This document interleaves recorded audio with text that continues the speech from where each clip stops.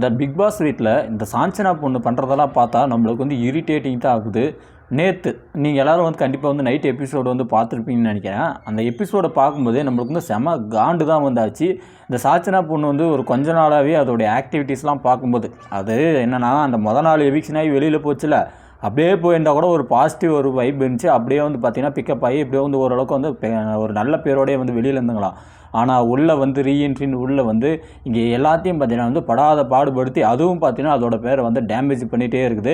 டேடின்றதாக இருக்கட்டும், எந்த ஒரு விஷயம் சொன்னாலும் எகிரி குச்சி ஓடுறதா இருக்கட்டும், ரொம்பவே பார்த்திங்கன்னா க்யூட்டுன்னு காமிச்சிக்கிறதுக்காக ஒரு சில கேனத்தனமான விஷயங்களை செய்கிறதா இருக்கட்டும், எல்லாத்தையும் பார்த்திங்கன்னா அது சாச்சனா பொண்ணு அது பாட்டுன்னு பார்த்திங்கன்னா பண்ணிகிட்டே இருக்குது. இதில் நேற்று வீட்டில் நடந்த ஹைலைட்டான விஷயம் என்ன அப்படின்னா, ஷாப்பிங் பட்ஜெட் டாஸ்க் வந்து முடிஞ்சு இந்த மாதிரி வந்து இவங்க வந்து கரன்சி வந்து வின் பண்ணுறாங்க. லேடிஸ் டீம் பார்த்தீங்கன்னா 16,000 சம்திங் பார்த்தீங்கன்னா வந்து கரன்சி வின் பண்ணுறாங்க. அதே மாதிரி பாய்ஸ் டீம் பார்த்தீங்கன்னா 9,000 சம்மந்தமாக பார்த்தீங்கன்னா அவங்க வந்து சம்திங் வந்து கரன்சி வந்து வின் பண்ணுறாங்க. ஸோ எப்படி இருக்கும்போது ஷாப்பிங் பண்ணுறதுக்கு வந்து போகிறாங்க. ஷாப்பிங் பண்ணும்போது அந்த பக்கம் பார்த்தீங்கன்னா விஷால், தீபக், அதுக்கப்புறம் முத்துக்குமரன் நினைக்கிறேன், இவங்க 3 பேரும் வந்து போகிறாங்க. அதே மாதிரி இந்த பக்கம் பார்த்தீங்கன்னா சாச்சனா, அதுக்கப்புறமா இவங்க ஜாக்லின், அதுக்கப்புறம் அன்ஷிதா, இவங்க 3 பேர் வந்து போகிறாங்க.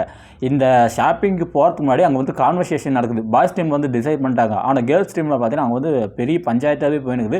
சாச்சனா அதுக்குன்னு நான் வரேன்றாங்க. அந்த இடத்துல வந்து ஜாக்லின் வந்து சொல்கிறாங்க, நீ வேண்டாமா, நம்ம வந்து அன்ஷிதாவை கூப்பிட்டுக்கலாம், வேறு யாரையும் வந்து கூப்பிட்டுக்கலாம் அப்படின்னு சொல்லிட்டு சாச்சனா வந்து சொல்லும்போது, இல்லை என்னை வந்து கூப்பிட்டு போங்க, நான் இதுக்கு முன்னாடி வந்து சமைச்சிருக்கேன், எனக்கு வந்து சமைக்க தெரியும் தானே, என்னை வந்து ஏன் இந்த மாதிரி வந்து ஒதுக்குறீங்க அப்படின்னு சொன்னோன்னே, இல்லைம்மா உன்னை விட வந்து சாச்சனா வந்து நல்லா சமைப்பா, சாரி உன்னை விட வந்து அன்ஷிதா வந்து நல்லா சமைப்பா, அவள் போனா அப்படின்னா நல்லா வந்து நிறைய பொருட்கள்லாம் வந்து எடுத்துகிட்டு வருவா, இல்லை ஏன் எனக்கு மட்டும் வந்து சமைக்க தெரியாதா, நான் நல்லா சமைக்க மாட்டேனா, ஏமா இப்படி பண்ணுறோன்னே அதுக்கு வந்து ஜாக்லின் வந்து எக்ஸ்ப்ளனேஷன் வந்து கொடுத்தாங்க.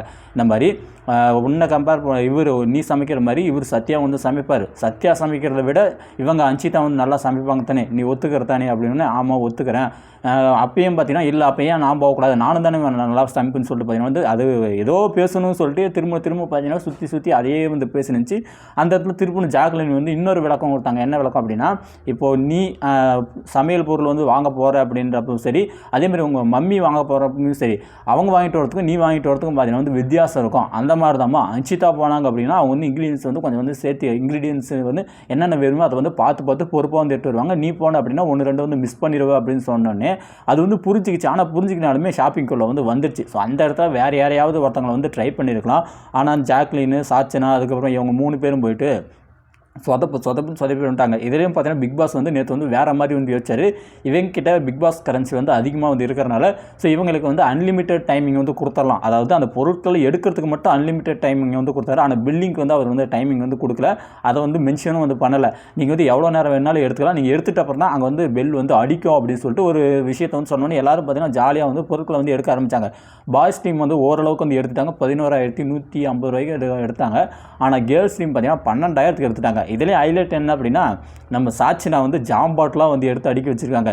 பிக் பாஸ் வந்து என்ன சொல்கிறார் அப்படின்னா, நீங்கள் வந்து அதிகமாக வந்து எடுத்துருக்கீங்க, பொருட்களை வந்து எடுத்துருக்கிறனால ஸோ உங்களுக்கு நான் கொடுக்குற பொருட்களை வச்சு மட்டும் தான் வந்து சமைக்கிறதுக்கான வாய்ப்பு இந்த வாரம் அமைஞ்சிருக்கு, அதை வச்சு தான் நீங்கள் வந்து பயன்படுத்தி ஆகணும். இதே ஹைலைட் என்ன அப்படின்னா, உங்களோட அந்த குழந்தைத்தனத்தை வந்து ப்ரூவ் பண்ணுறதுக்காக 6 ஜாம்பாட்டில்கள் வந்து எடுத்து வச்சுருக்கீங்களே, இது வந்து நியாயமா அப்படின்னு சொல்லிட்டு நாக்க பிடிங்கிற அப்படி பிக் பாஸ் கேட்ட விஷயத்தை நம்மளால் வந்து பார்க்க முடியுது. அதுக்கப்புறமா இங்கே வந்து ஒரே அழுக ஒரே குமரல் யார், சாச்சனா. இந்த மாதிரி என்னையே தான் வந்து எல்லோரும் குத்தம் சொல்கிறாங்க.